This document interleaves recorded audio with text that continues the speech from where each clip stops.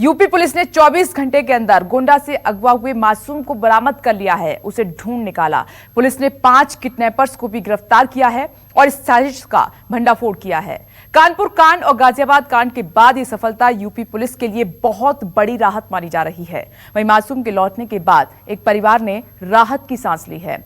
सबसे हैरानी की बात इसमें यह है कि आरोपियों में एक महिला भी शामिल है।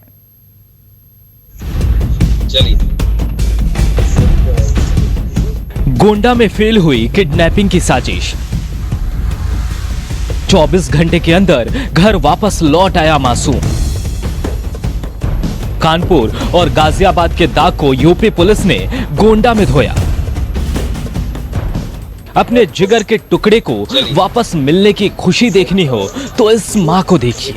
इस मां के बेटे को कुछ अपराधियों ने किडनैप कर लिया था, लेकिन हाल फिलहाल में अपने कारनामों से चर्चा में आई यूपी पुलिस ने इस बार बेहद सक्रियता दिखाते हुए मासूम को बरामद कर लिया। मासूम की बरामदगी के लिए लखनऊ से खुद एडीजी लॉ एंड ऑर्डर भी गोंडा पहुंच गए थे। पुलिस का दावा है कि बीती रात एसटीएफ, पुलिस और किडनैपर्स के बीच मुठभेड़ हुई थी। मुठभेड़ के बाद एक महिला समेत 4 आरोपियों को गिरफ्तार कर लिया गया है। बताया जा रहा है कि 2 अपराधियों के पैर में भी गोली लगी है। सबसे अच्छी बात यह रही कि इस दौरान मासूम पूरी तरह से सकुशल रेस्क्यू कर लिया गया। शुक्रवार को हुई इस वारदात का खुलासा यूपी पुलिस ने 24 घंटों के अंदर कर लिया। आज सुबह तड़के गांव पारा में मुखबिर की सूचना पे मुठभेड़ हो गई। अपहृत बच्चे को सकुशल बरामद किया गया तथा पुलिस कार्रवाई में 2 बदमाश उमेश यादव एवं दीपू कश्यप घायल हुए तथा सूरज पांडे एवं उनकी पत्नी छवि पांडे तथा उनका छोटा भाई राज पांडे गिरफ्तार किया गया है। दरअसल इस घटना की शुरुआत शुक्रवार को हुई थी, जब गोंडा के करनैलगंज बाजार से एक बड़े व्यापारी हरि गुप्ता के बेटे को कुछ बदमाशों ने किडनैप कर लिया। किडनैपरों ने सैनिटाइज देने के नाम पर मासूम को बहलाकर कार में बिठा लिया और उसे किडनैप कर लिया। ये पूरी घटना सीसीटीवी कैमरे में भी कैद हो गई। सीसीटीवी की तस्वीरों में साफ दिख रहा है कि मासूम को समझाकर कार की तरफ किडनैपर्स ले जा रहे हैं। क्या कह रहे थे आपको? जो ले गए थे? कह रही थी कि गाड़ी में बैठो। तो उन्हें डराया भी था क्या? क्या कहा था? कहा था कि देखिए चुप करके बैठो, देखो हम लोग चुप करके बैठे हैं, हम डॉगी भौंकने लगे। यहाँ तक कि गुप्ता परिवार को भी बच्चे की किडनैपिंग की जानकारी तब मिली जब बदमाशों ने फिरौती के लिए फोन किया। इस किडनैपर्स गैंग की महिला सदस्य ने बच्चे के पिता को फोन कर धमकी दी और 4 करोड़ रुपए की फिरौती मांगी। मेरा जो है टहल रहा था बाहर, उसको बुला लेके कहें कि गाड़ी पेट्रोल सैनिटाइजर रखा उसको दे दें। वो चला गया तो उसको लेके गया तो गाड़ी में बैठा दिए। वहाँ पे बैठाने पर उसको लेके चले गए थे। अच्छा, जब लेके चले गए तो कोई फ़ोन वगैरह भी आया था आपके पास? 1 घंटे बाद फोन आया था। क्या कह रहे थे? कह रहे थे कि आपका बच्चा किडनैप हो गया। तो क्या और क्या कुछ पैसे की मांग की? हाँ, 4 करोड़ का मांगे।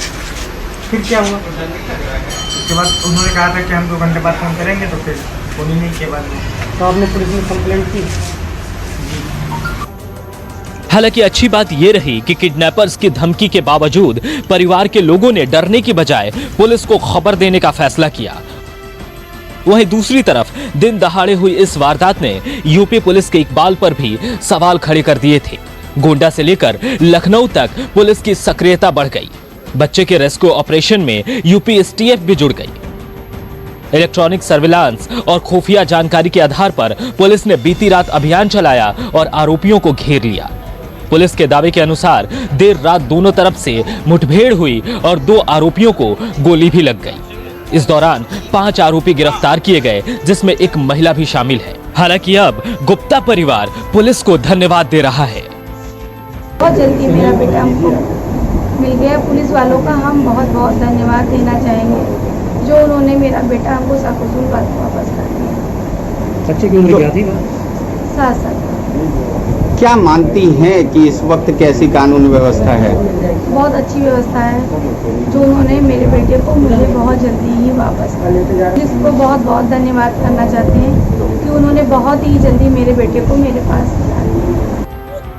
पुलिस का दावा है कि किडनैपरों की तलाश में नेपाल बॉर्डर तक अलर्ट किया गया था। वहीं आसपास के जिलों में किडनैपर्स की कार की तस्वीरें भेजी गई थी, जिससे इस ऑपरेशन को अंजाम दिया जा सका। कानपुर कांड में नाकामी के बाद पुलिस के इस ताबड़तोड़ अभियान की तारीफ हो रही है। 5 आरोपी फिलहाल पुलिस की गिरफ्त में हैं और उनसे पूछताछ जारी है। गोंडा से चंदेश्वर के साथ मानस श्रीवास्तव, ब्यूरो रिपोर्ट, न्यूज़ 24। और इन सब के बीच एक ऑडियो वायरल हो रहा है जिसमें आरोपी महिला बच्चे के पिता को धमकाते हुए फिरौती की रकम मांग रही है। आपको बता दें कि यह ऑडियो वायरल जरूर हो रहा है, लेकिन न्यूज़ 24 पर इस ऑडियो की पुष्टि नहीं है। न्यूज़ 24 इस ऑडियो की पुष्टि नहीं करता है। हेलो जी, आवाज ना आ रही हो तो बता दीजिए। मैं बताइए, आवाज आ रही है आपकी? हाँ, तो आपका लड़का किडनैप हो चुका है। अच्छा, तो क्या करना पड़ेगा? और 4 करोड़ की व्यवस्था करो, हम शाम तक फोन करेंगे। अच्छा, और सिर्फ हाँ या ना में जवाब दे देना शाम को। और अगर ज्यादा दिमाग सुनो और अगर ज्यादा दिमाग लगाने की कोशिश की तो अभी तो सब कुछ ठीक है, और जो करोगे हमें तुरंत पता चल जाएगा। नहीं तो जैसा आप कहेंगे वैसा हम करेंगे। हाँ। कानपुर वाला मैटर तो आपने सुना ही होगा। हाँ, कौन कानपुर वाला? विकास दुबे वाला मैटर आपको पता ही होगा कि पुलिस किसका कितना साथ देती है। नहीं, हम जान रहे हैं। तो पुलिस तक जाने की आपको कोई जरूरत नहीं, जाना जा सकते हो, मैं मना नहीं कर रही। जी नहीं, हमें हमारा लड़का चाहिए। आपको आपका लड़का चाहिए? हम्म। तो हम 2-3 घंटे बाद आपके पास फोन करेंगे। जी। और जैसा होगा बताइएगा, हाँ या ना में सिर्फ जवाब सुनना है। जी। और अगर आपने कुछ भी कदम उठाने की कोशिश की तो आप लड़के की उम्मीद छोड़ दीजिएगा। नहीं, हम कोई कदम नहीं उठाएंगे। देखिए, एक बार फिर से आपको बता दें कि न्यूज़ 24 इस ऑडियो की पुष्टि नहीं करता है। आगे बढ़ते हैं, बात करेंगे गहलोत वर्सेस राज्यपाल की लड़ाई की। सूत्रों के हवाले से बड़ी खबर आ रही है। बताया जा रहा है कि मुख्यमंत्री अशोक गहलोत दोपहर 2 बजे राजभवन जा सकते हैं। बड़ी जानकारी, सीएम गवर्नर से मुलाकात कर सकते हैं और संशोधित कैबिनेट प्रस्ताव के साथ विधानसभा सत्र बुलाने की मांग कर सकते हैं। 2 बजे राजभवन जा सकते हैं मुख्यमंत्री अशोक गहलोत। कल भी 2 बजे का ही समय दिया गया था मुलाकात का, और आज फिर जानकारी मिल रही है सियासी संकट का ये 16वां दिन है और हर बड़ी खबर पर हमारी नजर बनी हुई है। तो आज फिर गवर्नर से मुलाकात सीएम की हो सकती है। तो देखिए, एक के बाद एक जो राजस्थान का सियासी घटनाक्रम है वो बदल रहा है। अब जो 2 बजे मुलाकात होने जा रही है उस पर भी लगातार हमारी नजर बनी हुई है। वहीं राजस्थान में गहलोत कैबिनेट की बैठक का वक्त बदल गया है। अब शाम 4 बजे होगी कैबिनेट की बैठक, और इससे पहले समय दूसरा था। दोपहर 12:30 बजे कैबिनेट की बैठक होने जा रही थी, लेकिन अब इस बैठक का समय बदल चुका है। शाम 4 बजे गहलोत कैबिनेट की बैठक होने जा रही है, और ये बताया जा रहा है कि कल जो राज्यपाल की तरफ से ऑब्जेक्शन किया गया था सत्र को लेकर, उन बिंदुओं पर चर्चा कैबिनेट की बैठक में हो सकती है। और इस खबर पर ब्यूरो चीफ केजे श्रीवत्सन जुड़ गए हैं। श्रीवत्सन, क्या अपडेट आपको मिल रहा है? कई जो खबरें पहले आई थी उनमें कुछ बदलाव हुआ है?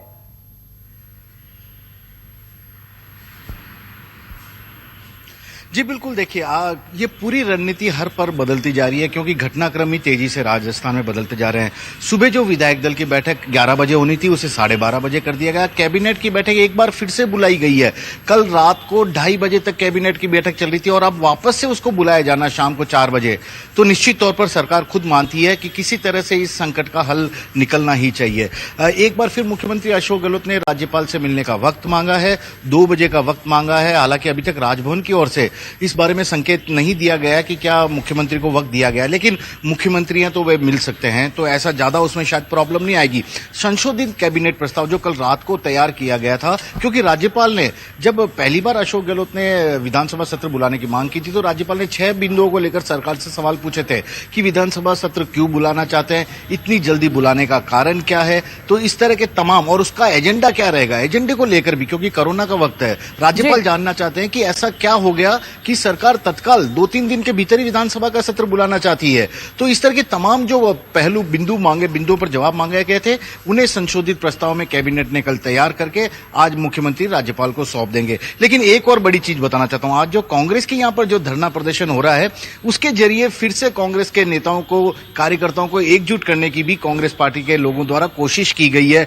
क्योंकि सचिन पायलट गुट, अशोक गहलोत गुट दोनों अलग अलग थे, लेकिन आज कांग्रेस के बैनर के तले ये लोग खड़े नजर आए।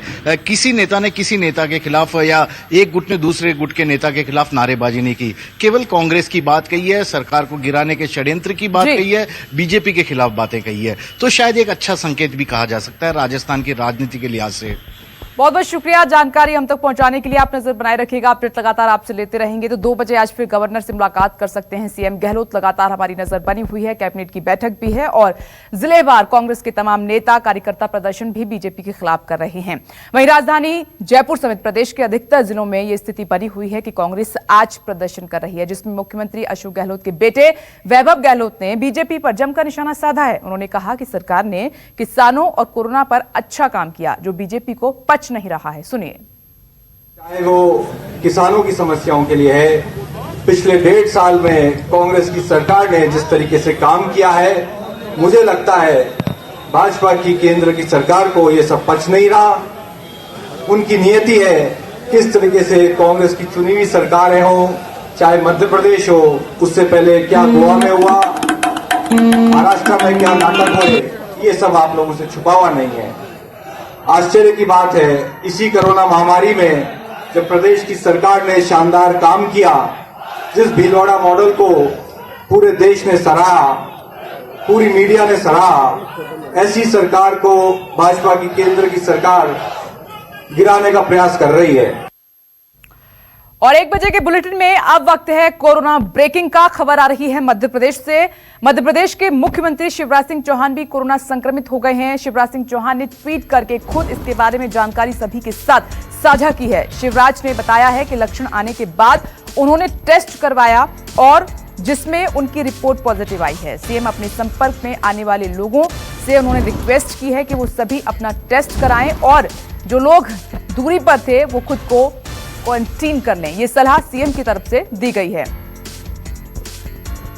और आइए अब आपको दिखाते हैं कि मुख्यमंत्री शिवराज सिंह चौहान की तरफ से क्या ट्वीट किया गया। मेरे प्रिय देशवासियों, मुझे कोरोना के लक्षण आ रहे हैं, ये लिखा गया है सीएम की ओर से। टेस्ट के बाद मेरी रिपोर्ट पॉजिटिव आई है। आगे लिखते हैं, मेरी सभी साथियों से अपील है कि जो भी मेरे संपर्क में अब तक आए हैं वो अपना कोरोना टेस्ट करवा लें। मेरे निकट संपर्क में आने वाले लोग क्वारंटीन में चले जाएं।